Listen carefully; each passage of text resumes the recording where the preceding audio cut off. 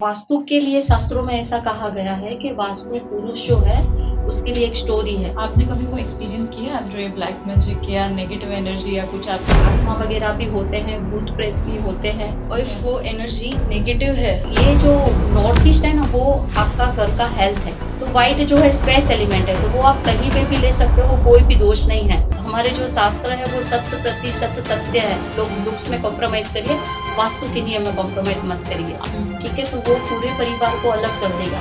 हमारे स्वस्तिक सिंबल में तो इतनी पावर है कि आप जहाँ पे भी स्वस्तिक करोगे ना, वो जगह की एनर्जी 108 गुना बढ़ जाती है। नमस्ते, स्वागत है दी खबर द पॉडकास्ट में। मैं हूं जनकार हरानी और मेरे साथ है मेरी बहन खंजन हरानी। आज हमारे साथ है वास्तु की बेहतरीन एक्सपर्ट तेजल बेन, जिनका 25 साल का अनुभव घरों और ऑफिसों को नई दिशा दे रहा है। चलिए जानते हैं कैसे वास्तु से जिंदगी में पॉजिटिव बदलाव आते हैं।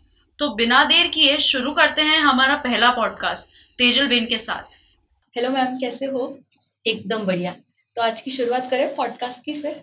जी बिल्कुल, लेकिन मैं चाहूंगी कि अभी हम हमारी संस्कृति के और शास्त्रों के बारे में बात करने वाले हैं, तो आज हम वो प्रॉपर रूल फॉलो करेंगे। तो हम अपने कार्य की शुरुआत जो है वो एक श्लोक के साथ करेंगे, ठीक है? ठीक है, तो अपनी आंखें बंद कर लीजिए। ओम महेश्वरम नमस्तुभ्यं शैलजागणनायकं गुरुश्च परमात्मानं भजे संसार तारकम। हरिओम तत्सत। तो अब हम अपने क्वेश्चन से स्टार्ट करते हैं। मतलब आप जो मेन मोटिव के लिए यहाँ पे हैं, दैट इज पॉडकास्ट। सो मुझे ये जानना था कि आपके अकॉर्डिंग वास्तु क्या है, उसका इम्पोर्टेंस और इम्पैक्ट एक कॉमन मैन पे क्या है। आप कुछ उसके लिए डिस्क्राइब कर सकते हैं? जी बिल्कुल। पहले हम समझेंगे कि वास्तु क्या है, वास्तु शब्द आया कहाँ से। तो वास्तु शब्द जो है ना, अ, वास्तु के लिए शास्त्रों में ऐसा कहा गया है कि वास्तु पुरुष जो है उसके लिए एक स्टोरी है कि अंधकासुर और भगवान शिव का जब युद्ध हो रहा था, तब भगवान शिव के पसीने की बूंद में से एक पुरुष का जन्म हुआ। और वो पुरुष की जो पर्सनालिटी थी वो ना देव की थी ना वो दानव की थी, शिव के द्वारा उसकी उत्पत्ति हुई थी। इस वजह से वो बहुत ही स्ट्रॉन्ग पर्सनालिटी थी। सो उसके साथ देवों का भी युद्ध हुआ, दानवों का भी युद्ध हुआ, लेकिन कोई भी उसको अपने कंट्रोल में नहीं कर पा रहा था। लेकिन इसका जो फिर सॉल्यूशन है ब्रह्मा जी ने निकाला। वास्तु पुरुष को जो है वो जमीन पे उल्टा पटका गया और सारे देवता और सारे दानव वो खुद जाके उसके ऊपर विराजमान हुए, तब जाके उसकी एनर्जी को कंट्रोल में ले पाए।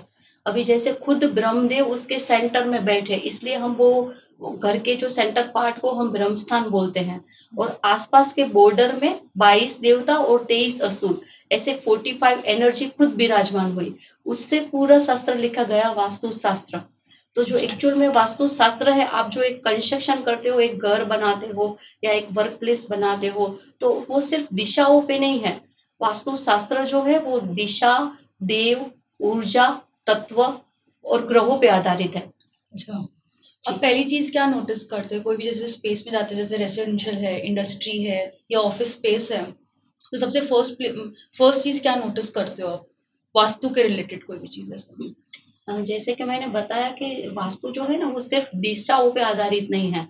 मैं जब कोई भी जगह पे जाती हूँ, तब सबसे पहले मैं वो जगह की एनर्जी चेक करती हूँ, ठीक है, कि वो जगह के वाइब्रेशंस कैसे हैं, वो जगह पे आपको फील कैसा होता है। तो जैसे एक भूमि होती है ना, तो भूमि के भी 3 प्रकार हैं, 3 प्रकृति है, रजस, सत्व और तमस। तो और ये तीनों जो प्रकार है ना, वो अलग अलग तरह के उसके यूजेस है।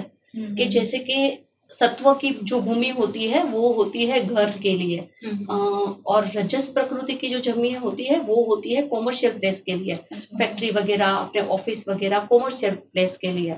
और तमस की जो प्रकृति है ना, वो भी 2 पार्ट में डिवाइडेड है।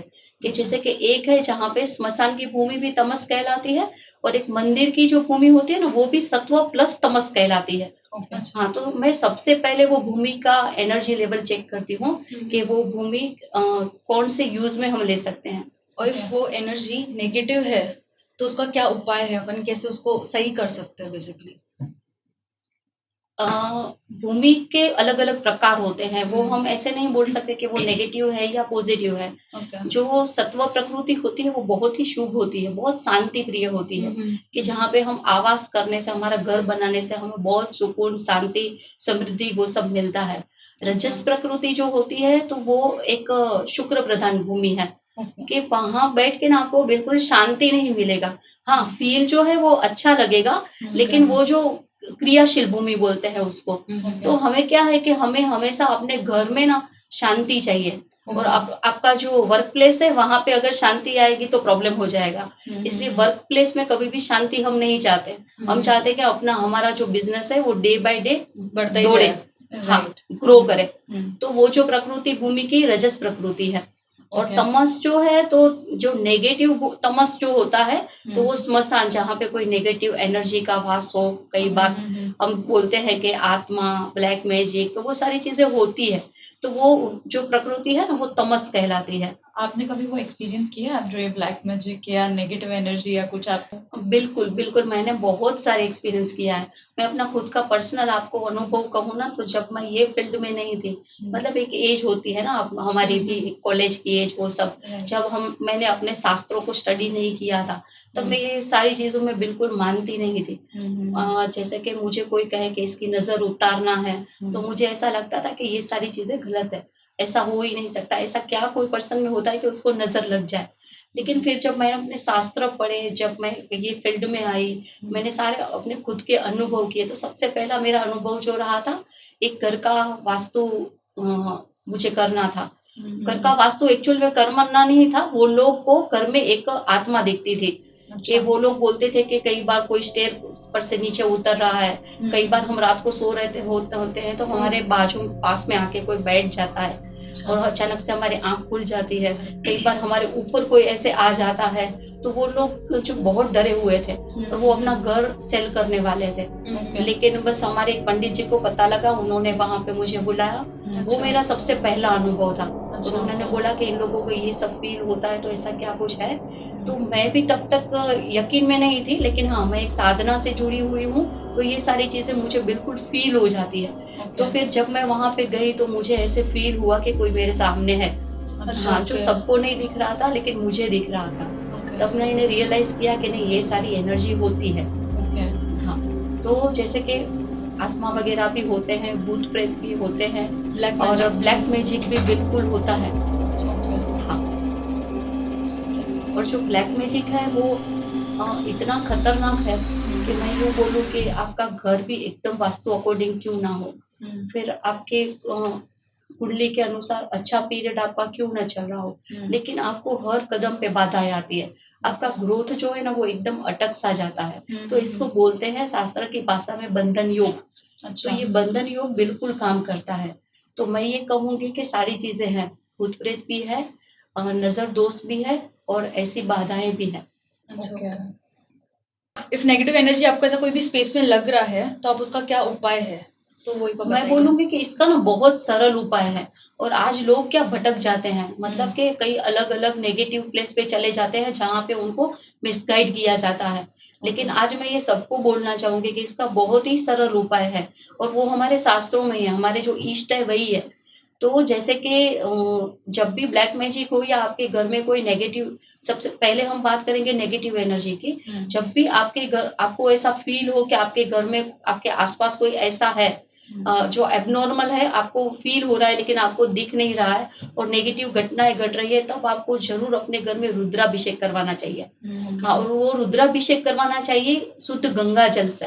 गंगा जल से पहले रुद्र भगवान की रुद्री पूजा होगी, फिर वो जो जल का छिड़काव होगा ना, वो पूरे घर में रुद्र का नाम लेते हुए पूरे भूमि पे छिड़काव करना है। तो वो नेगेटिव एनर्जी ऑटोमेटिक चली जाएगी, आपको कहीं कभी भी किसी के पास जाने की जरूरत नहीं रहेगी। और ये इसका बेस्ट उपाय है। और दूसरा एक उपाय और है, विचित्र वीर हनुमान का एक पाठ है। हाँ, वो अपने घर में, मतलब कि जो ऐसी प्रॉपर्टी होगी जहाँ पे कोई नेगेटिव एनर्जी का वास हो या कुछ आप लोग ब्लैक मैजिक फेस कर रहे हो, तब विचित्र वीर हनुमान का पाठ है, दिया जला के हर रोज 21 दिन आपके घर में जरूर करना चाहिए। तो मतलब कोई भी कर सकते हैं या फिर किसी, मतलब आप करके देते हैं या कैसा है? नहीं, वो खुद कर सकते हैं। जैसे Okay. कि आप विचित्र वीर हनुमान लिखोगे तो यूट्यूब से आपको कोई भी गूगल से प्रिंट आउट मिल जाएगा। अगर Right. आपके पास वो नहीं है हाँ. तो आपको वो गूगल से प्रिंट आउट मिल जाएगा। Okay. तो हनुमान जी के घर में स्थापना करके दिया जला के विचित्र वीर हनुमान का कंटिन्यूस 21 दिन लगातार पाठ करना चाहिए। उससे चीजें तब ठीक भी हो जाती हाँ, हैं। तब भी जो एनर्जी नेगेटिव एनर्जी है वो चली जाती है। अच्छा। एक्चुअल में ये जो नेगेटिव एनर्जी होती है, मैं उसको नेगेटिव बिल्कुल नहीं बोलूंगी, क्योंकि मैं जितना उनको समझ पाई हूँ, तो जैसे हमारी दुनिया है वैसे ही उनकी दुनिया है। Okay. ठीक है, तो वो ऐसे ही किसी को परेशान नहीं करते हैं। वो परेशान क्यों करते हैं? जब उनको मुक्ति चाहिए होती है तब वो आपको दिखाई देते हैं, तब वो एबनॉर्मल एक्टिविटी घर में करते हैं, ताकि कोई गुरु के पास जाएगा या कोई पंडित जी के पास जाएगा या कोई किसी शास्त्र ज्ञानी व्यक्ति के पास सलाह लेने जाएगा। Okay. और वो उपाय से उनको मुक्ति मिलेगी। Okay. तो कहीं ना कहीं वो कुछ और खराब नहीं करते हैं, लेकिन वो हाँ फील कराते हैं आप लोगों को कि उनका वहां पे वास है, ताकि हम कुछ करें और उनको मुक्ति मिले। ओके, मैं ये पूछ रही थी कि कोई भी एग्जिस्टिंग प्रॉपर्टी है उसी में वास्तु वर्क करता है या न्यू प्रॉपर्टी में करो तो वास्तु बेटर मतलब कंस्ट्रक्शन साइट शुरू कर सकते तब से वास्तु वर्क करता है, या इफ कोई है ऑलरेडी प्रॉपर्टी उसमें वर्क कर सकता है ओल्ड प्रॉपर्टी जो मतलब बेटर किस में वर्क करता है, ऐसा कुछ बेटर है या दोनों में अपन वर्क कर सकते हैं, या एग्जिस्टिंग और उसके लिए कैसे क्या चीजें नीडेड होती है, आप कुछ ब्रीफ आउट करो तो। दोनों जगहों पे एकदम प्रॉपरली वर्क करता है। Okay. लेकिन नियम क्या है? वास्तु के नियम फॉलो करने चाहिए। Okay. हाँ, जैसे शास्त्र में जो नियम दिए हुए हैं एक कंस्ट्रक्शन को लेके, वो अगर आप नया कंस्ट्रक्शन करते हो तो फॉलो करते हो तो बेस्ट है। ठीक है, लेकिन जैसे हमारे पास दो तरह के क्लाइंट आते हैं कि एक तो वो कि जो ऑलरेडी नया घर बना रहे हो या नई प्रॉपर्टी बाय की हो या नई इंडस्ट्री बना रहे हो, और सेकंड वो जो प्रॉब्लम फेस कर रहे हो, जो बहुत ज्यादा जिनको प्रॉब्लम होता है, फाइनेंशियल होता है, कभी उनको हेल्थ इश्यूज होता है, तब उनको कोई रास्ता नहीं दिखता है, तब उनको लगता है कि हम किसी कंसल्टेंट से मिले। ठीक है, फिर हम जो उनको गाइड करते हैं कि आपको अब नियम के अनुसार इतने इतने चेंजेस आपके घर में बहुत जरूरी है, और वो जब भी चेंज करा लेते हैं उनको इंस्टेंट रिजल्ट मिलता है। मैं गारंटी के साथ बोलती हूँ कि जब आप अपने मतलब सही नियमों का पालन करेंगे, उस हिसाब से अपने चेंजेस घर में लाएंगे, तो आपको विद इन 3 मंथ्स के अंदर ही वो आपको रिजल्ट दिखने को मिलेगा। और यही हमारी सक्सेस की स्टोरी है। अच्छा, हमने कभी कोई सिंगल एडवर्टाइजमेंट आज तक नहीं किया है, लेकिन बस जो है वो हम निमित्त है। ठीक है, किसी का काम किया होगा, उसका काम हुआ होगा, और उसके थ्रू ही दूसरे क्लाइंट हाँ आते हैं इसके लिए, वरना बिल्कुल। तो ईश्वर हमें ऐसे अच्छे कामों के लिए निमित्त बनाता है, तो करने वाले हम नहीं है। हमारे जो शास्त्र है वो 100% सत्य है। अगर उनको कोई भी व्यक्ति फॉलो करता है तो उनको सुख, शांति और समृद्धि जरूर मिलते हैं। वही वास्तु को अपन कैसे मतलब मेंटेन करते हैं, बैलेंस करते हैं जो अपनी मॉडर्न डिजाइन्स होते हैं उसमें, तो कैसे उसको अप्लाई करेंगे? जैसे जनरली ऐसा होता है ना कि इंटीरियर आर्किटेक्ट्स का कुछ ना कुछ कॉन्फ्लिक्ट होता ही रहता है आपसे, वास्तु वाले से। तो उसको कैसे करने का, क्योंकि आप काफी सारे जब भी प्लान या कुछ भी देते हो तो काफी सारे रेस्ट्रिक्शंस आ जाते हैं डिजाइन में, तो उसको कैसे करने का, ऐसा कैसे वर्क बैलेंस कैसे करेंगे उस चीज को? काफी कॉन्फ्लिक्ट हो जाता है जी। मैं समझती हूँ तो ये दोनों का कॉम्बिनेशन करना बिल्कुल ही टफ नहीं है। हाँ, लेकिन एक वास्तु कंसल्टेंट को एक आर्किटेक्चर का भी नॉलेज होना बहुत जरूरी है। अभी किसी का ना एकदम इंटीरियर खराब करके आप उसका वास्तु सही करना वो भी ठीक नहीं है, लेकिन फिर भी जो नियम है वो है। मैं यूँ कहूंगी कि अगर कॉम्प्रोमाइज कहीं पे करना पड़े तो थोड़ा लुक्स में कॉम्प्रोमाइज करना ज्यादा बेटर है। हम देखते हैं ना कि एक सुंदर व्यक्ति से ज्यादा एक स्वस्थ व्यक्ति जो होता है ना, वो स्वस्थ रहना बहुत जरूरी है। अगर एक बार थोड़ी सुंदरता कम होगी तो चलेगा, लेकिन स्वस्थ होना जीवन में सबसे ज्यादा जरूरी है। तो हाँ, इंटीरियर को बिल्कुल वो कॉम्बिनेशन के साथ काम करना चाहिए, लेकिन अगर लुक्स में कहीं कॉम्प्रोमाइज करना पड़े तो मैं बिल्कुल बोलूंगी कि आप लोग लुक्स में कॉम्प्रोमाइज करिए, वास्तु के नियम में कॉम्प्रोमाइज मत करिए। आर्किटेक्ट्स और इंटीरियर डिजाइनर्स लुक्स तो कॉम्प्रोमाइज कर देंगे, फंक्शनैलिटी से वो रखेंगे। हाँ, बस वो बिल्कुल जरूरी है। और ऐसा बिल्कुल जरूरी नहीं है कि वास्तु के नियम फॉलो करने से ये सारी चीजों में कमी आती है। नहीं, कभी कभी रेस्ट्रिक्शंस इतने सारे हो जाते हैं कि डिजाइन में बहुत प्रॉब्लम आती है, तो एस्थेटिक्स तो माइनस हो जाता है। तो ठीक है लेकिन कुछ चीजें यस कुछ चीजें कॉम्प्रोमाइज करनी पड़ती है। यस, हेल्थ रिलेटेड अगर बात कर रहे हैं तो मुझे ये पूछना था कि अगर आप वास्तु कर रहे हैं तो आपको क्या चीजें ध्यान रखनी चाहिए घर में या कोई भी आपके बिजनेस प्लेस पे या इंडस्ट्री या XYZ जो भी है, जो भी अफेक्ट कर रहा है आपकी हेल्थ को, तो वो कैसे अफेक्ट कर रहा है, क्या चीज़ें दिमाग में रखनी चाहिए, कौन सी टिप्स हैं जो अपन लोगों तक पहुंचा सकते हैं जिससे उनके लिए ईजी हो जाएगा? ये बहुत अच्छा सवाल है और मैं खुद ही चाहती हूँ कि ये मैसेज ना सब जगह पे पहुंचे। वैसे ज्यादातर लोगों को आज पता है कि ईशान जो है आपका घर का, ठीक है, आपका नॉर्थ से ईस्ट के बीच का एरिया, ठीक है, वहाँ टॉयलेट नहीं होना चाहिए, वो सबको पता है। वहाँ पे किचन नहीं होना चाहिए, वो भी ऑलमोस्ट सब लोगों को पता है। लेकिन आज मैं वो बारीक चीजें बताना चाहती हूँ कि जो आपकी हेल्थ को एकदम खराब कर सकते हैं, आपको ऐसे हेल्थ इश्यूज दे सकते हैं कि जिनकी दवाई नहीं होती, या फिर उनकी ऐसी दवा होती है जो लाइफ टाइम चलती है, लाइक कैंसर, पैरालिसिस, ऐसी बीमारियां। तो ये जो नॉर्थ ईस्ट है ना, वो आपका घर का हेल्थ है, आपके हर सदस्य फैमिली मेंबर की हेल्थ दर्शाता है। तो जब भी नॉर्थ से ईस्ट के बीच में टॉयलेट आएगा, नॉर्थ से ईस्ट के बीच में किचन आएगा, नॉर्थ से ईस्ट के बीच में रेड, पिंक, ऐसे पर्पल, ऐसे अग्नि के कलर आएंगे, और या फिर इन्वर्टर और जनरेटर, वो भी आपके नॉर्थ से ईस्ट के बीच में है, तब भी आपके घर में बीमारियां खत्म नहीं होंगी। अच्छा, तो मेडिकल चालू ही रहेगा मतलब? बस बिल्कुल, दवाइयाँ आपके घर में कंटिन्यूस चलती रहेगी। तो मैं बिल्कुल चाहूंगी कि आप कुछ ना कर सके तो आपको ये ध्यान बिल्कुल रखना है कि आपके घर का नॉर्थ से ईस्ट के बीच का जो एरिया है वो एकदम नीट एंड क्लीन रखना है। और वहाँ पे कोई भी डार्क कलर नहीं लेने हैं। वहाँ पे आप सिंपल, अगर किसी भी कंसल्टेंट को आप फॉलो नहीं भी कर रहे हैं तब भी आपको सिंपल व्हाइट और बेज क्रीम, ऐसे लाइट कलर लेने हैं। ओके, तो वो एरिया जितना क्लीन होगा उतनी आपकी हेल्थ अच्छी रहेगी। और आज लाइफ में सबसे ज्यादा महत्वपूर्ण है आपकी हेल्थ। अगर एक बार आपकी हेल्थ चली गई और आपके पास करोड़ों रुपए आ गए ना, तो वो पैसों का कोई मतलब नहीं है। डेफिनेटली। हाँ, तो अपने घर का जो ईशान है, अपने घर का जो नॉर्थ ईस्ट एरिया है, वो एकदम नीट एंड क्लीन रखिए, वहां पे कुछ भी नेगेटिव मत रखिए। तो मुझे एक और चीज पूछनी थी, जैसे अभी आपने कलर हाईलाइट किया, रेड और पिंक, ऐसा उसके सिवाय कौन से कलर्स, कैसे कलर थियरी इम्पैक्ट करती है, क्या इम्पोर्टेंस है बेसिकली? और उसके साथ मैंने शेप्स का भी सुना है कि कई बार हम लोग को सर्कुलर शेप के लिए बहुत रेस्ट्रिक्ट करते हैं जी। हम डिजाइनर्स, स्क्वायर में भी करते हैं क्योंकि हम लोग को सबसे ज्यादा, हाँ एग्जैक्टली, कि लीनियर करना है कुछ भी, और हम लोग को सबसे ज्यादा सर्कुलर पसंद है। तो ऐसा क्यों रेस्ट्रिक्ट करते हैं, क्यों सर्कल नहीं? लोग पैरामीट्रिक में भी नहीं मानते कि कोई भी चीज वेव में जा रही है, कुछ भी ऐसा प्रॉब्लम आ रहा है। तो बिल्कुल सही बात है, क्योंकि देखिए जो शास्त्र लिखा हुआ है ना, वो पंच तत्वों पे लिखा हुआ है, ठीक है। अभी पंच तत्व के 5 कलर हैं, और पंच तत्व के 5 शेप भी है। अच्छा, हाँ, तो ये सारे शेप, ये सारे कलर, जैसे पंच तत्वों के 5 कलर कौन से हुए?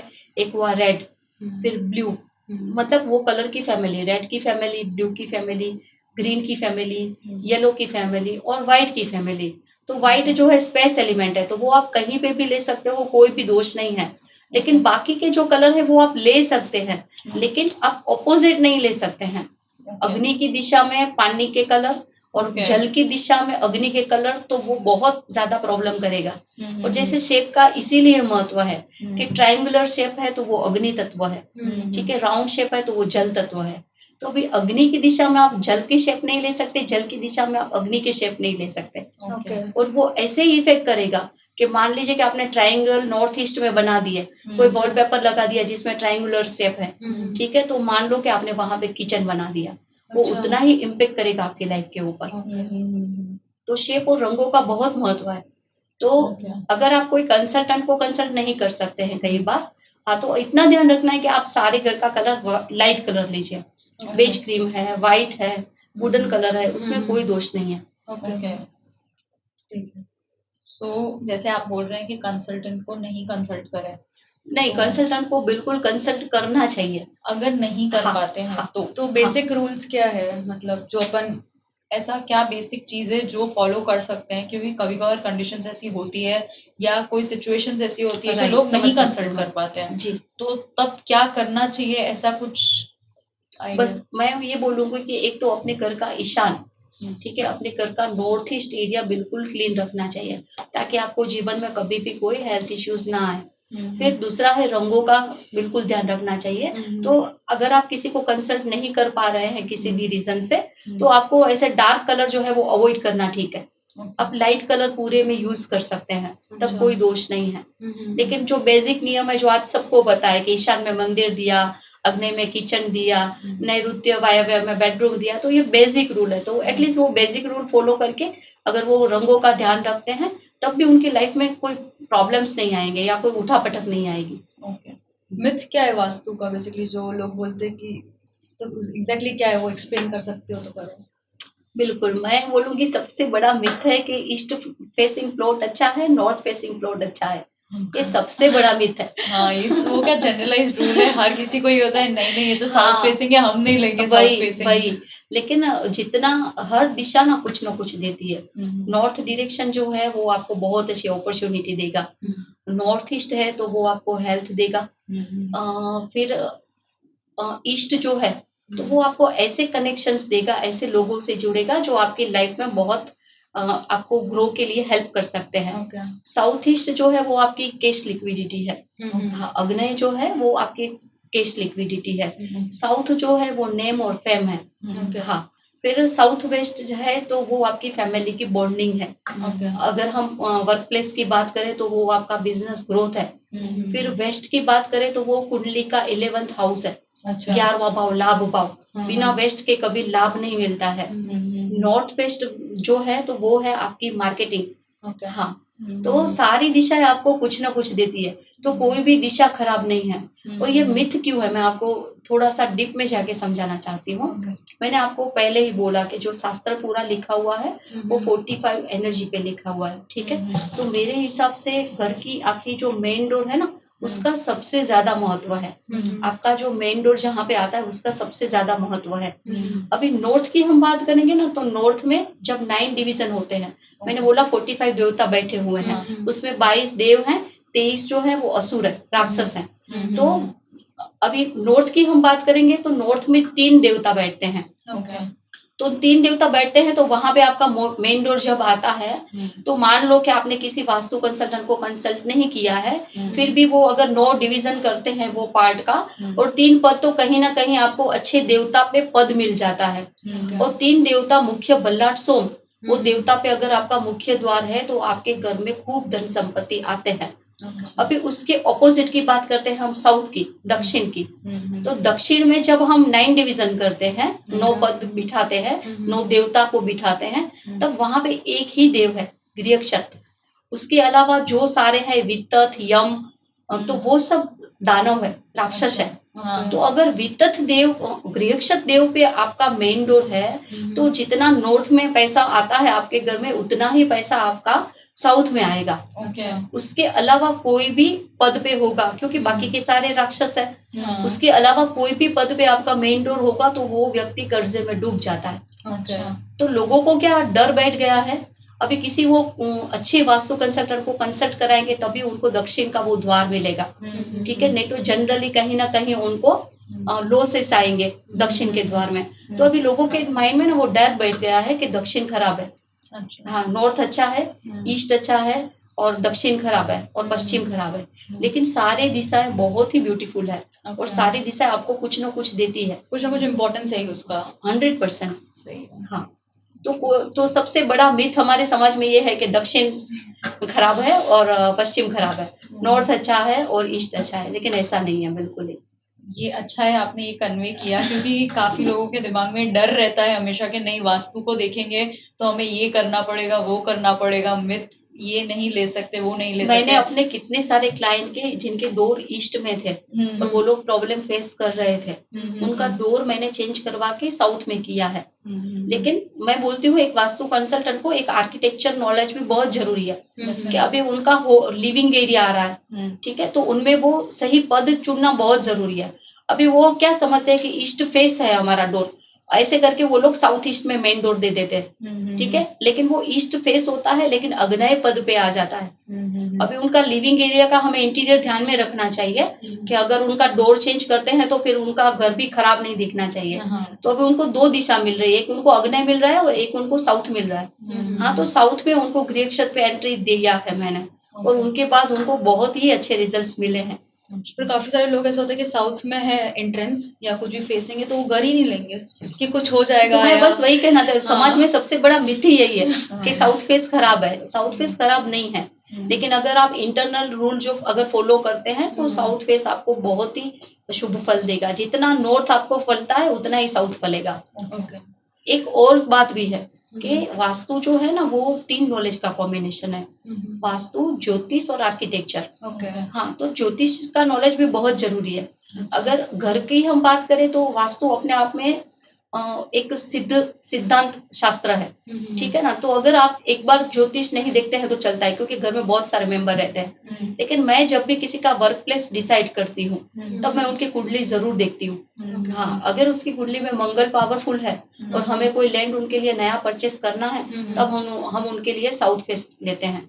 अगर किसी की कुंडली में सैटर्न पावरफुल है, शनि महाराज अच्छे हैं, तो उनको वेस्ट फेसिंग फलेगा। अगर किसी की कुंडली में सूर्य बहुत पावरफुल है तब उनको ईस्ट फेस फलेगा। अगर किसी की कुंडली में बुध बहुत पावरफुल है तब उनको नॉर्थ फेस फलेगा। हाँ, और एक बार को हम फेसिंग ना ले सके तब भी मैं जो बेसिक रूल सब बना दिया है सबने कि साउथ वेस्ट में ओनर को बिठा देते हैं, तो ऐसा मैं नहीं करती हूँ और ना ही शास्त्रों में ऐसा लिखा हुआ है। शास्त्रों में ग्रहों का बल देखना बहुत जरूरी है। हाँ, अगर वो व्यक्ति का मंगल पावरफुल है तो मैं उनकी जो सेटिंग होती है वो मैं साउथ में देती हूँ। अगर उनका सैटर्न पावरफुल है तो मैं उनकी सेटिंग जो है वो मैं वेस्ट में देती हूँ। अगर उनका वीनस पावरफुल है तब मैं उनकी सेटिंग जो है साउथ ईस्ट में देती हूँ। हाँ, तो वास्तु जो है वो कॉपी पेस्ट का सब्जेक्ट नहीं है। हर एक व्यक्ति के लिए इंसान के अलग, बस हर एक व्यक्ति की कुंडली के अनुसार उनका वास्तु होता है। वो पर्सन टू पर्सन डिफर करता Yes. है और उनके पर्सनल एनर्जीज और वो सारी भी मैच करनी पड़ती है। बिल्कुल। जैसे कोई भी स्पेस है, जैसे ऑफिस है या इंडस्ट्री है या रेसिडेंस है, सबका वास्तु एक जैसा ही होता है कि सबका अलग रूल्स एंड रेगुलेशन सबके होते ही है ना उसमें? नहीं, इंडस्ट्री और घर का वास्तु बहुत डिफरेंट है। बहुत डिफरेंट है। जैसे मैं बोलती हूँ कि मेरी इंडस्ट्री में सबसे ज्यादा मास्टरी है। हाँ। मैं चैलेंज के साथ बोल सकती हूँ कि कोई भी इंडस्ट्री जो बिल्कुल ना चल रही हो, ठीक है, वो आप लेके आओ, और अगर वो मेरे हिसाब से नहीं लेकिन शास्त्रों के हिसाब से उनके नियमों को फॉलो करके चेंजेस करते हैं तो उनको 110% अच्छे रिजल्ट्स मिलते ही मिलते हैं। अच्छा। कोई फैक्ट्री आपका का क्या एक्सपीरियंस है, मतलब उसका इंडस्ट्री का कुछ सक्सेस का मतलब स्टोरी समथिंग बता पाओ? बिल्कुल, वैसे बहुत सारी स्टोरी है लेकिन मैं एक स्टोरी आपको बताती हूँ। एक क्लाइंट है मेरे, क्लाइंट वो अभी परमानेंट क्लाइंट है, लेकिन फर्स्ट टाइम वो मेरे पास आए थे, उनकी फैक्ट्री जो है वो सेल नहीं हो रही थी। तो फर्स्ट टाइम मेरे पास वो आए थे कि हमारी ये प्रॉपर्टी है, फैक्ट्री है, वो सेल नहीं हो रही है। हम पिछले 6 महीने से ट्राई कर रहे हैं लेकिन हमारी प्रॉपर्टी सेल नहीं हो रही है। तो फिर मैंने उनको क्वेश्चन किया कि भाई फैक्ट्री है, आपका वर्क प्लेस है, तो वो सेल क्यों करना है आपको?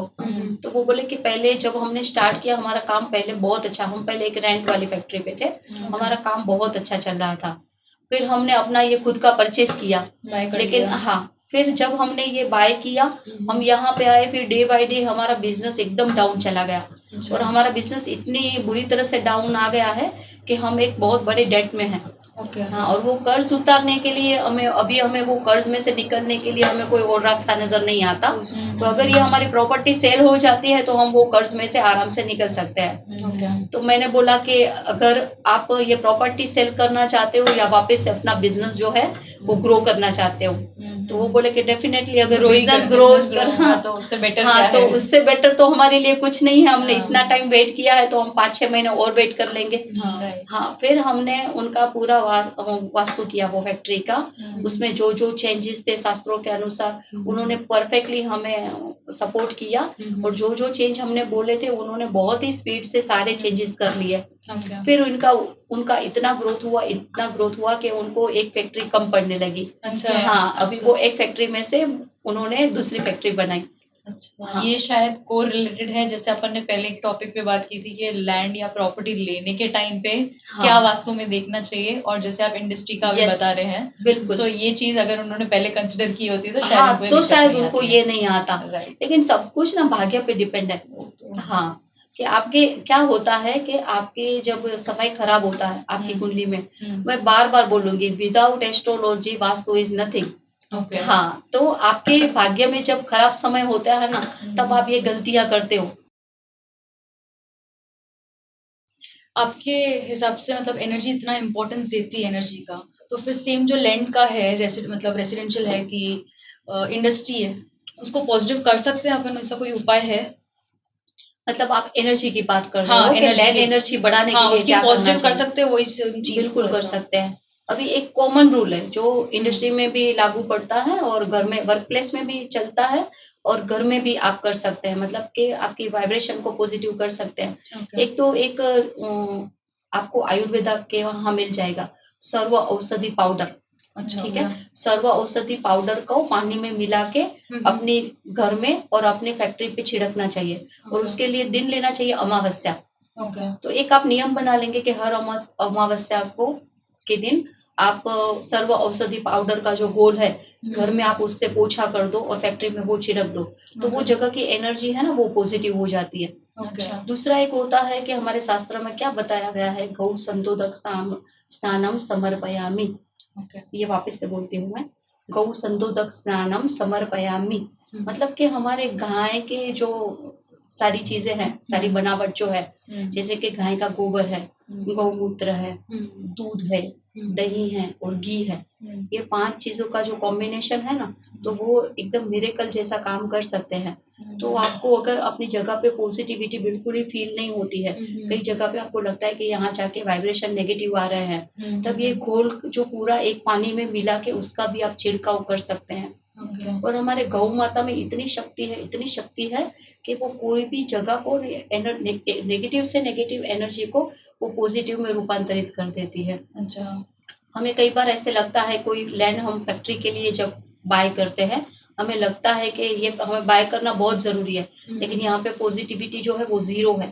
तब हम गाय और उसके बछड़े को 3 दिन के लिए वहां पे उनकी सेवा के लिए बोल देते हैं कि उनको खाना खिलाना है, ताकि उनका गोबर गौमूत्र वो सब उस जमीन पे आएगा और वो जमीन की ऊर्जा बहुत बढ़ जाएगी। लेकिन फैक्ट्री के लिए और घर के नियम बिल्कुल अलग हैं, ये खास ध्यान में रखना है। घर पे आप रोज गौमूत्र का छिड़काव करोगे तो भी अच्छा है, क्योंकि गौमूत्र जो है ना वो सत्व प्रकृति का है। ठीक है, गाय माता जो है उसमें देवों का वास है, तो वो भूमि की जो एनर्जी है उसको सत्व प्रकृति बनाता है। और हमें फैक्ट्री के लिए चाहिए रजस प्रकृति। तो लोग गलती क्या करते हैं, गाय माता है हमारी, कई बार मैंने देखा है कि फैक्ट्री पे वो गाय बछड़ा गौशाला खोल देते हैं और मैंने देखा है कि उनका बिजनेस जो है वो डे बाय डाउन चला जाता है, क्योंकि जो भूमि की जो ऊर्जा होती है वो रजस की जगह पे सत्व में कन्वर्ट हो जाती है। गौ माता में इतनी शक्ति है कि वो जमीन को एकदम शांत कर देगा। हाँ, तो वो भूमि जो है ना फिर वो घर और मंदिर के लायक हो सकती है, लेकिन एक फैक्ट्री के लायक नहीं। रजस की जो प्रकृति होती है ना वो वहां पे चली जाती है। मैंने तो एक चीज हाँ, तो इसीलिए जो है तो ये गौ माता का जो गोबर मूत्र वो सब आप एनर्जी बढ़ा सकते हैं, लेकिन घर में उसका डेली उपयोग कर सकते हैं। फैक्ट्री वगैरह में महीने में एक बार। फैक्ट्री अपना वर्क प्लेस, ठीक है, व्यावसायिक प्रतिष्ठान जो है वो शेरमुख होना चाहिए और घर जो है वो गौमुख होना चाहिए, और वो एकदम सही है। हाँ, तो गौ जो है वो शांति का प्रतीक है और शेर जो है वो स्पीड का प्रतीक है, पावर का प्रतीक है। तो हमें कभी भी बिजनेस में शांति नहीं चाहिए। हाँ, हम कभी नहीं चाहेंगे कि हमारे बिजनेस में शांति हो जाए।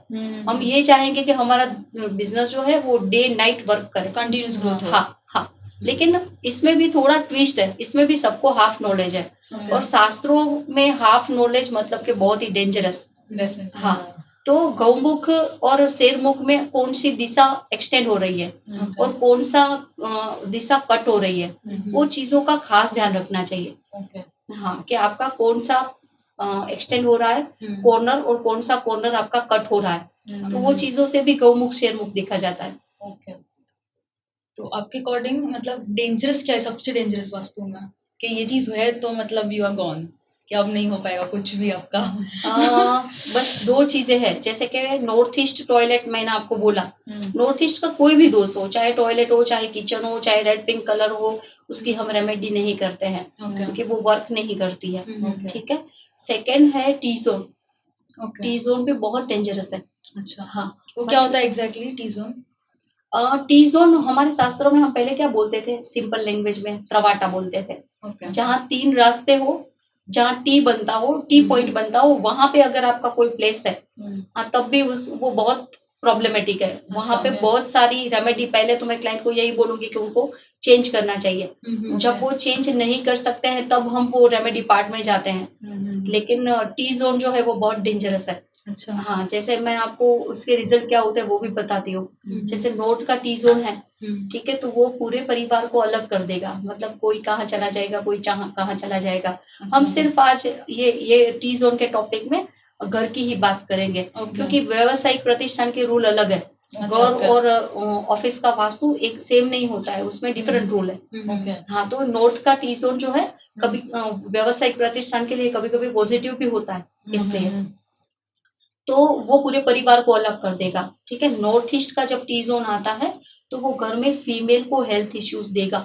अच्छा। हाँ, और वो जैसे कि फीमेल नॉर्थ ईस्ट क्यों, क्योंकि ईड़ा नाड़ी जो है वो माता स्वरूप है, पार्वती स्वरूप है, और आपकी पिंगला नाड़ी जो है वो शिव स्वरूप है। तो सारे शास्त्र हमारे एक दूसरे के साथ जुड़े हुए हैं।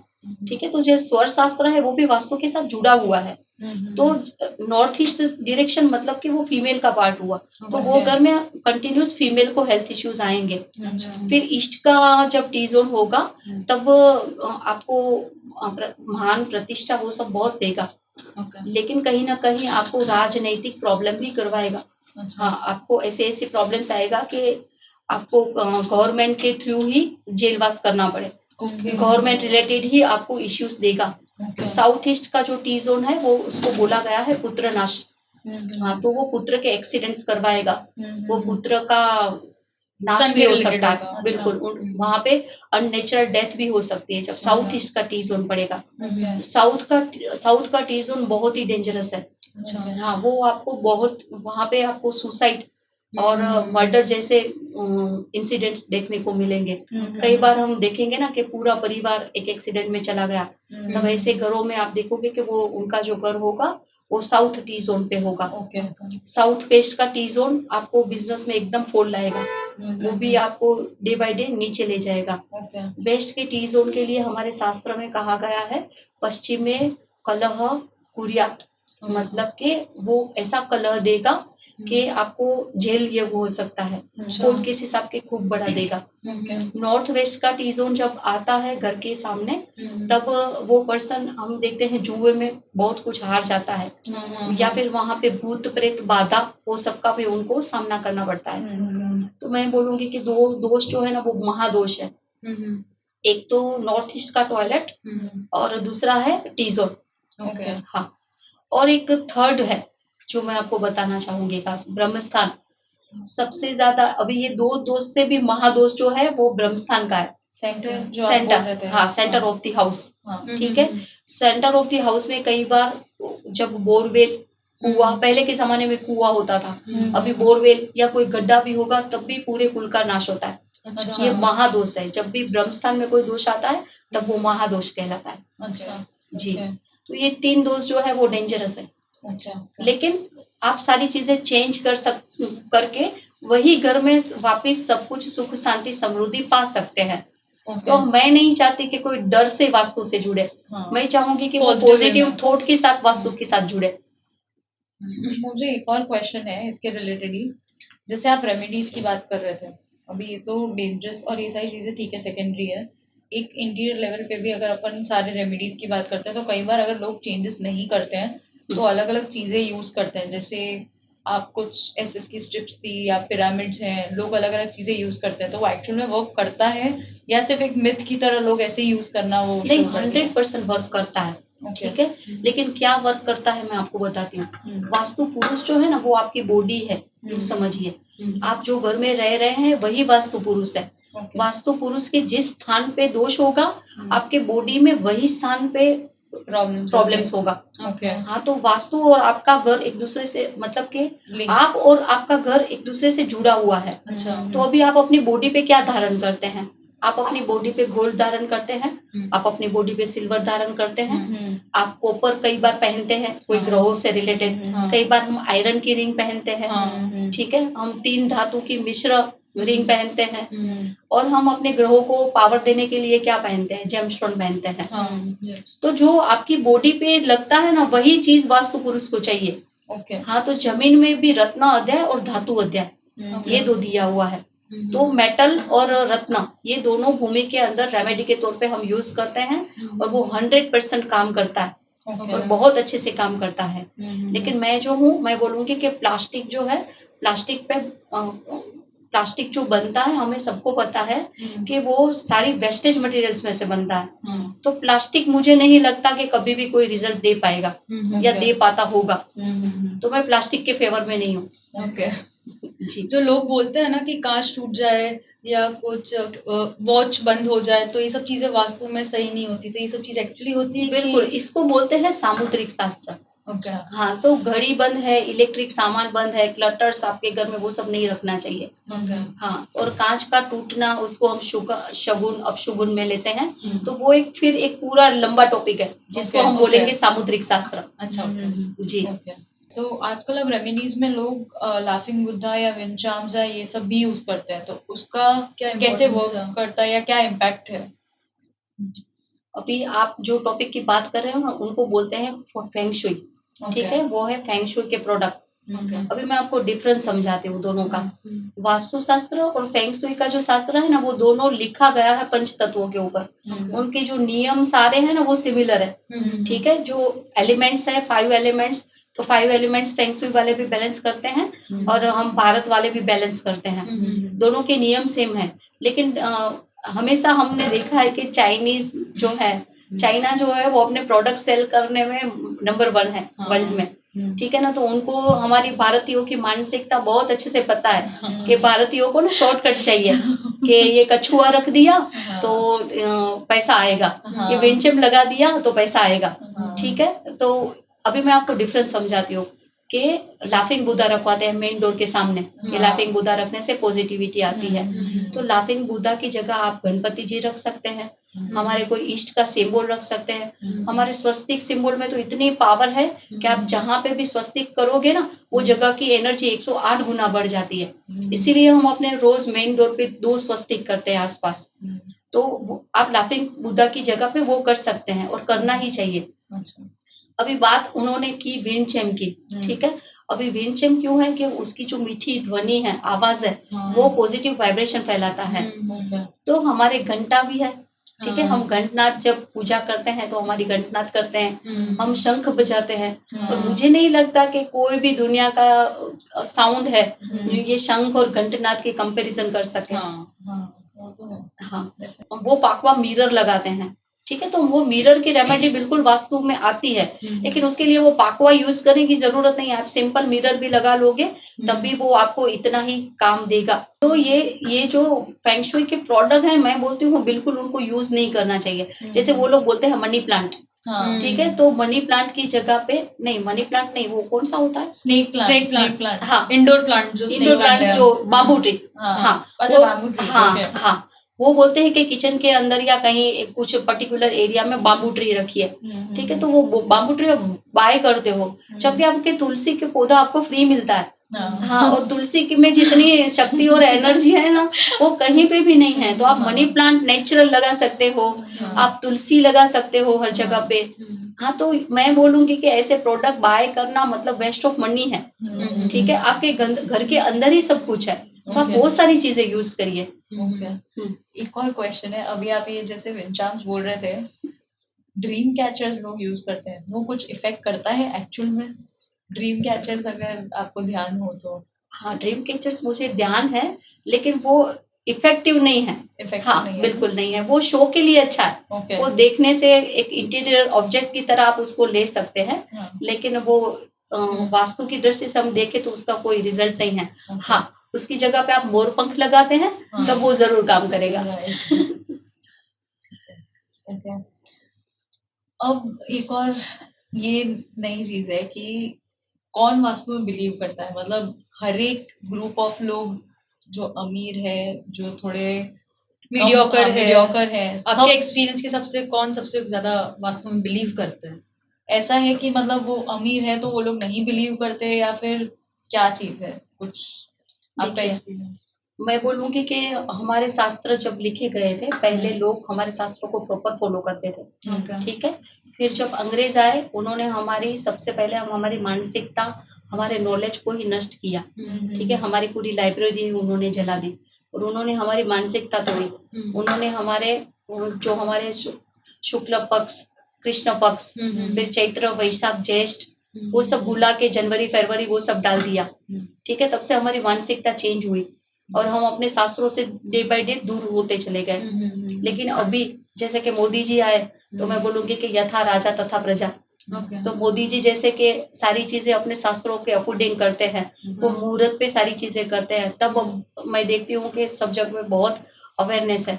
अब लोग सब कुछ वापस फॉलो करने लगे हैं और ऐसा नहीं है कि जो अमीर है वो बिना ऐसे ही अमीर बन गया। मैं हर चीज से शास्त्रों को ही जोड़ूंगी।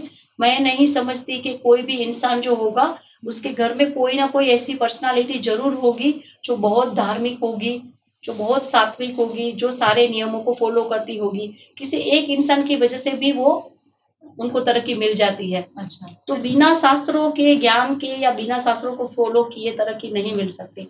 जैसे मैं ऐसा बोल रही हूँ, आपकी बात नहीं कर रही, इन जनरल कर रही हूँ। तो इतना नॉलेज होता है जैसे वास्तु कंसल्टेंट हो, तो सब लोग अमीर क्यों नहीं होते फिर, सब वास्तु कंसल्टेंट्स? ये बहुत अच्छा क्वेश्चन है। ये जनरली सब लोग बोलते हैं कि हर कि इतना नॉलेज है तो फिर क्यों अमीर नहीं हो या क्यों हेल्दी नहीं हो? ये बहुत अच्छा क्वेश्चन है। हाँ, जो वास्तु कंसल्टेंट को आप कंसल्ट करने जा रहे हो, उनको इनके बारे में आपको इतना जरूर जानना चाहिए कि वो खुद एक सफल वास्तु कंसल्टेंट होना चाहिए, ठीक है। लेकिन आप ये नहीं भूल सकते, एक वास्तु कंसल्टेंट जो है, देखो अभी पहले राजा होते थे, राजा अपने दरबार में गुरु रखते थे, ठीक है। तो वास्तु कंसल्टेंट का जो एक स्थान है ना, वो गुरु की तरह है।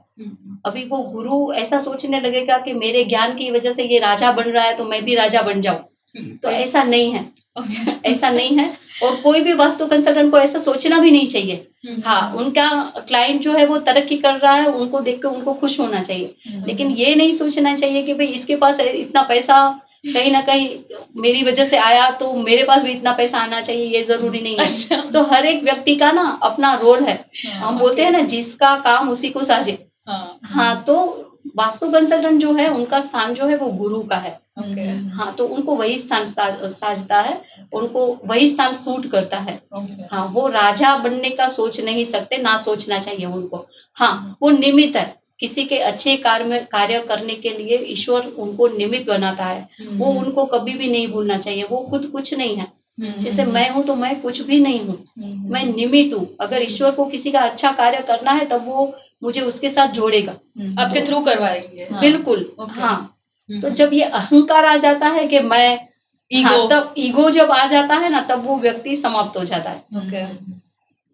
तो थोड़े बहुत टिप्स दे सकते हो इंटीरियर के लिए, कि एकदम छोटी से छोटी चीज रखेंगे तो थोड़ा सा इम्पैक्टफुल होगा ऐसे इंटीरियर्स के लिए? हाँ, बिल्कुल। कि मैं बोलूंगी कि आपको ना नॉर्थ में हमेशा कुछ भी वाटरी एलिमेंट लगाना चाहिए। वाटरी एलिमेंट क्या क्या है, जैसे कोई पानी का पिक्चर है, कोई फाउंटेन है, या फिर आप मिरर भी दे सकते हैं। तब भी उनका नॉर्थ जो है ना पॉजिटिव हो जाएगा। फिर ईस्ट है, तो ईस्ट में आपको कुछ प्लांट्स लगाने चाहिए, जैसे कि मनी प्लांट्स है, ठीक है, फिर तुलसी प्लांट्स है। हाँ, ऐसे पॉजिटिव प्लांट्स उनको लगाने चाहिए। तो ईस्ट क्या है, जैसे मैंने आपको नॉर्थ का बोला, तो नॉर्थ वाटर एलिमेंट है, ईस्ट जो है वो एयर एलिमेंट है। तो वहां पे प्लांट्स लगाने से उनको ईस्ट की एनर्जी मिलेगी। हाँ, अभी साउथ जो है वो फायर जोन है, ठीक है। तो वहां पे आप कुछ भी दिया या फायर या रेड लैम्प ऐसा कुछ आप उनको साउथ में लगवा सकते हो, ताकि उनको नेम, फेम, प्रॉस्पेरिटी वो सब मिल सकता है। अभी वेस्ट जोन है, वो है विंड डायरेक्शन। हाँ, तो वेस्ट में आप वेवी पैटर्न कुछ भी करवा सकते हो। तो ऐसे छोटे छोटे टिप्स से भी आप सबको बेनिफिट दे सकते हैं, वास्तु के रिलेटेड कर सकते हैं। जी जी। एक टिप मैं आपको और देना चाहती हूँ, ठीक है, कि जैसे कि मैंने आपको बोला, गाय जैसे अपने घर में प्रॉस्पेरिटी है, तो आप ये छिड़काव कर सकते हैं, गौमूत्र और गोबर लेपन कभी कभी कर सकते हैं। और दूसरा, आप गौशाला की मिट्टी लाके एक मटकी में भर के उसके ऊपर येलो फैब्रिक से बांध के अपने घर के साउथ वेस्ट में रख दीजिए। तब भी आपके घर के पूरी जगह पे ना पॉजिटिव एनर्जी रहेगी। और सेम ऑपोजिट करना है बिजनेस प्लेस के लिए, वहां पे गौशाला की मिट्टी नहीं लानी है, वहां लानी है आपको घोड़े के अस्तबल की मिट्टी। ओके। घोड़े की अस्तबल की मिट्टी एक मटकी में भर के सेम उसके ऊपर येलो फैब्रिक बांध के अपने वर्क प्लेस के साउथ वेस्ट जोन में रख देना है, तब भी उनका जो बिजनेस है वो घोड़े की तरह भागने लगेगा। ओके। एक और क्वेश्चन इससे ही हुआ है कि जैसे आप बोलते हो कि नॉर्थ ईस्ट में इन्वर्टर या जनरेटर नहीं रखना चाहिए, जी, तो ऐसे बिल्कुल। सब इंटीरियर एलिमेंट्स के लिए कोई ना कोई स्पेस होगी, जैसे एग्जांपल टेलीविजन है तो उसको इधर नहीं रखना चाहिए, ऐसा कुछ होता है कि नहीं, देखिए ये हमें पता है कि इन्वर्टर और जनरेटर की जो बैटरी है उसमें बहुत ज्यादा फायर होता है, ओके। ठीक है ना, तब वो अग्नि तत्व हो गया। ओके। जब शास्त्र लिखे गए उसमें इंटीरियर ऑब्जेक्ट्स का कनेक्शन आपको नहीं मिलेगा, क्योंकि वो जब शास्त्र लिखे गए तब ये सारी चीजें Exist थी नहीं नहीं। कर रही थी, हाँ। हाँ, तो अब ये सारे ऑब्जेक्ट्स हैं, तो अभी आपको वो देखना पड़ेगा कि अगर ये बहुत ज्यादा पावर है, मतलब बैटरी वाली चीजें है, अग्निदायक चीज है, तब आप उसको नहीं रख सकते वहां पे। थोड़े थोड़े मात्रा में कुछ भी नेगेटिव नहीं है, थोड़े थोड़े मात्रा में हर जोन में इनबैलेंस होगा तो चलेगा। नेगेटिव नहीं है। ओके। हर एक जोन जो है ना उसमें पंच तत्व होते ही होते हैं। अभी जैसे साउथ ईस्ट है वो अग्नि का है, ठीक है, तो वहां पे हम किचन रखते हैं, लेकिन आप बिना पानी के कभी खाना बना पाओगे?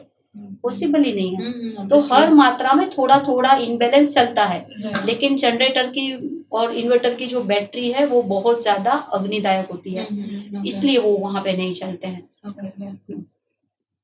और हाँ, ये खास आप देखोगे ना, जो लोग बोलते हैं ना कि हम वास्तु में नहीं मानते हैं, उनको एक कैंसर पेशेंट का घर जाके जरूर देखना है। आप उनका घर जाके जब देखोगे, नॉर्थ से ईस्ट के बीच में आपको ये सारे चीजें जरूर मिलेगी, तब उनको यकीन हो जाएगा कि हमारे शास्त्र जो है वो 100% सत्य है। आपका एक गुड एक्सपीरियंस या गुड अच्छी सक्सेसफुल स्टोरी बता सकते हो वास्तु के रिलेटेड के, जो पहले कुछ था नहीं और अभी है तो अभी बहुत कुछ है, मतलब ऐसा अच्छा एक्सपीरियंस कुछ? एक तो फैक्ट्री वाला बता दिया। हाँ।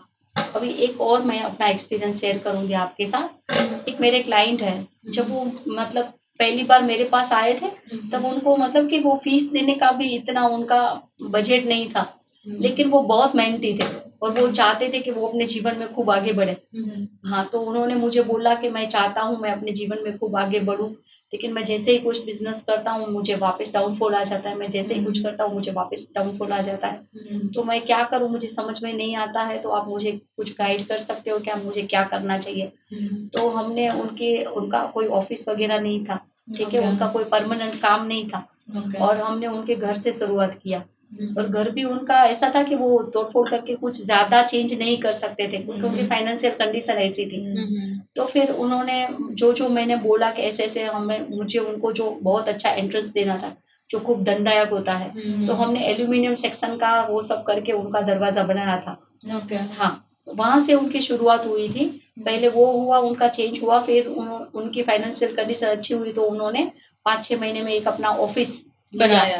हाँ, ऑफिस बनाया, वो भी प्रॉपर वास्तु के हिसाब से बनाया। वहां से उनकी ग्रोथ हुई, तो मैं उनकी ग्रोथ को आपको बता नहीं सकती कि उनकी अनलिमिटेड ग्रोथ जो है वो नॉन स्टॉप है आज तक। कुछ नहीं से सब हाँ, कुछ। बिल्कुल। और मैं ये नहीं बोलूंगी कि सिर्फ हिंदू जो है, सनातनी जो है वही वास्तु को फॉलो करते हैं। हाँ, मेरे हर धर्म के क्लाइंट है, मैं धर्म का नाम नहीं लेना चाहती, लेकिन हर डिफरेंट धर्म के क्लाइंट है जो प्रॉपर सनातन फॉलो करते हैं, प्रॉपर वास्तु रूल को फॉलो करते हैं।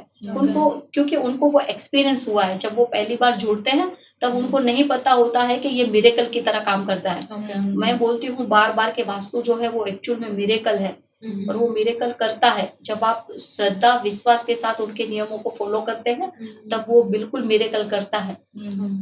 तो यही उनको मिरेकल जब वो फील करते हैं, तब वो बिना वास्तु के कोई प्रॉपर्टी नहीं खरीदते हैं। ऐसे काफी सारे क्लाइंट्स है, एक्सपीरियंस किया है वही कि रेसिडेंस हो या ऑफिस हो तो वास्तु को कराएंगे, उसके बाद ही सब करेंगे। जी। ऐसे तो ये नेवर एंडिंग टॉपिक है, बट मेरा एक लास्ट क्वेश्चन आपसे ये है कि वास्तु कंसल्टेंट को कैसे डिफाइन करेंगे, मतलब वो कैसा होना चाहिए या होनी चाहिए, या क्या खूबियां होनी चाहिए, क्या इम्पोर्टेंट? हाँ, देखिए, एक वास्तु कंसल्टेंट जो है, वास्तु शास्त्री जो है, ठीक है, उसको शास्त्रों का ज्ञान जरूर होना चाहिए। ऐसा नहीं है कि सिर्फ आजकल लोग कोर्स करके वास्तु कंसल्टेंट बन जाते हैं, ठीक है ना, लेकिन उनको शास्त्र का पूरा ज्ञान होना चाहिए। एक वास्तु कंसल्टेंट को वास्तु, ज्योतिष एंड आर्किटेक्चर, ये 3 नॉलेज उसको जरूर होने चाहिए।